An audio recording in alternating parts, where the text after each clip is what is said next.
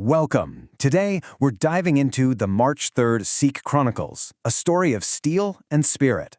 We're going to see just how a single day on the calendar can tell a story that stretches across centuries. So let's start with a question.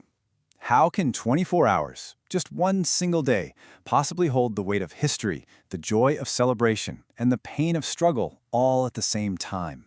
Well, for the Sikh community, March 3rd is exactly that. It's not just another Tuesday or Thursday. It's a living record, a day where these huge moments of faith, loss, and incredible resilience all come together. So let's start at the beginning, right? Let's look at the foundations and see how this one date got stamped with such deep spiritual and communal meaning. And right away, you see this incredible contrast. On one hand, March 3rd marks a really somber moment back in the 17th century, the passing of Guru Hargobind Ji, which was a huge deal, a critical leadership change. But then, fast forward to the 18th century, and the exact same date becomes the birthday of Hola Mahalla, this amazing festival all about martial skill, community, and just pure, vibrant spirit. And that contrast really gets to the heart of our story today. It turns March 3rd into, as our source material puts it, a commemorative record of both spiritual triumphs and physical struggles. It's that mix of light and shadow that makes this whole thing so powerful. Now, the story doesn't stop there. This same date would soon become a benchmark for resilience during a time of just immense challenge and unbelievable adversity. You know, this was an era of severe hardship. You've got intense persecution under the invader Ahmad Shah Abdali, and you see the rise of powerful movements like the Jaito agitation. All of these events were a serious test of the Khalsa spirit, that deep commitment to justice, faith, and courage. So, what was the Jaito agitation? Well, it was this massive, peaceful protest. It was all about standing up for religious freedom, for the simple right to worship. But as we're about to see, taking a peaceful stand was met with some really fierce opposition. And what was the price for that peaceful defiance?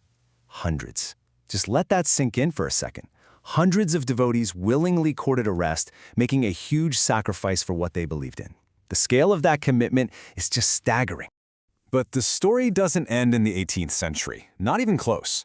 As we jump forward into a new era, March 3rd keeps evolving, and it starts to reflect how the community is engaging with a totally different, modern world.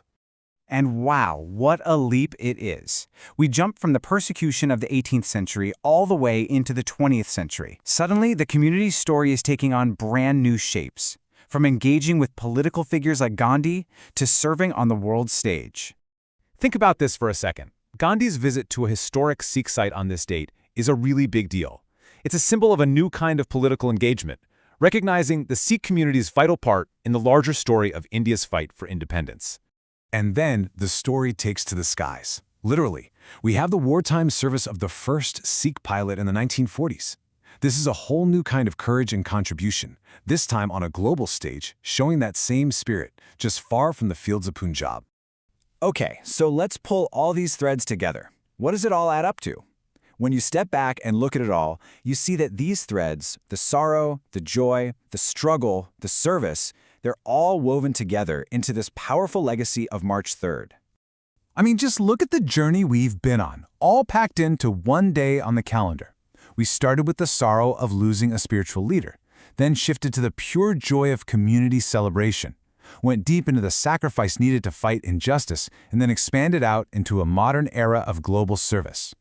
And that's why this all matters. Because from the walls of historic forts that saw so much struggle to the cockpit of a vintage aircraft in a world war, a single date tells the incredible story of a people's evolution. It really is a story of steel and of spirit written across hundreds of years. So I'll leave you with this to think about. As we've seen today, a story is made up of so many different kinds of moments. So what is it?